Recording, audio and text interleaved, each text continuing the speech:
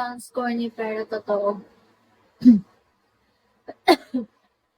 Pero pag nagmahal naman tayo, tumatatak naman din siguro yun sa mga minamahal natin, di ba? Lalo na kung tama naman yung trato na pinakikita natin sa kanila.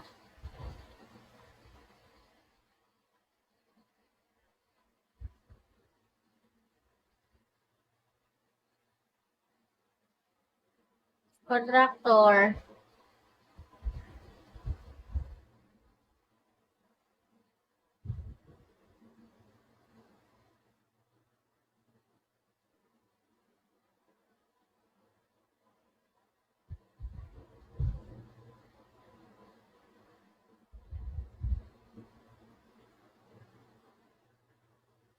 Pero siguro ang ano lang. Pero di ko din alam. Kasi iba-iba kasi tayo kung paano tayo magmahal, di ba? Lalo na kung magkaiba yung... Lalo na kung magkaiba kayo ng sitwasyon. Mahirap. Like parang hindi nyo, kung matitingnan nyo parang ang conflict, di ba?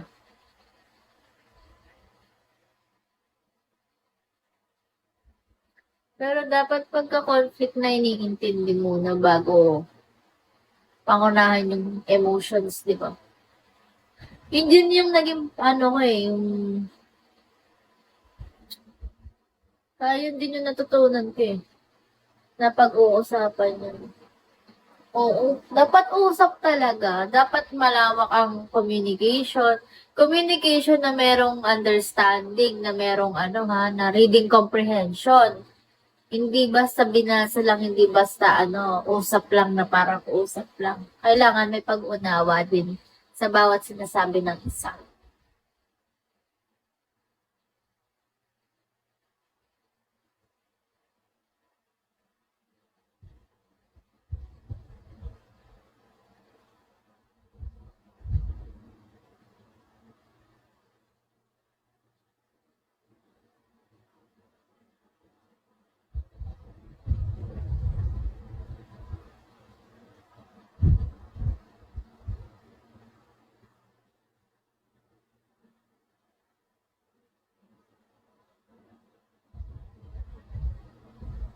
Alam mo ba, I remember yung last word ng GF ko sa akin. Ano sabi?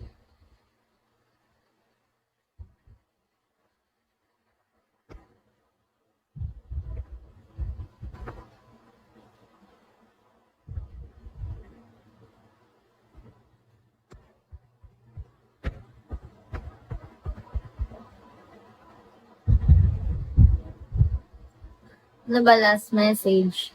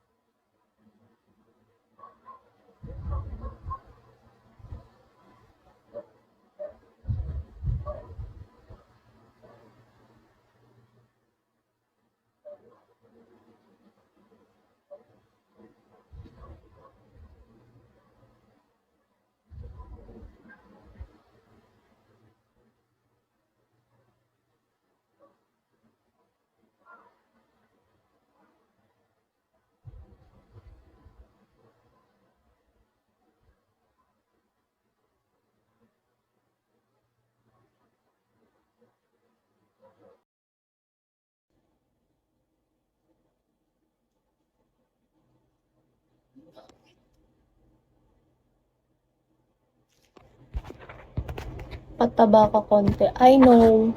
Lagi naman sinasabi. Alam ko, Mark. Tinatry ko naman. Bye-bye.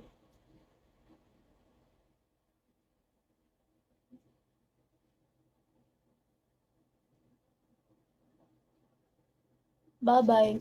Thank you.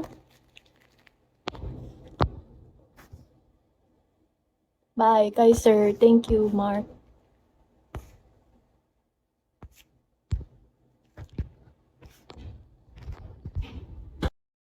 Bata.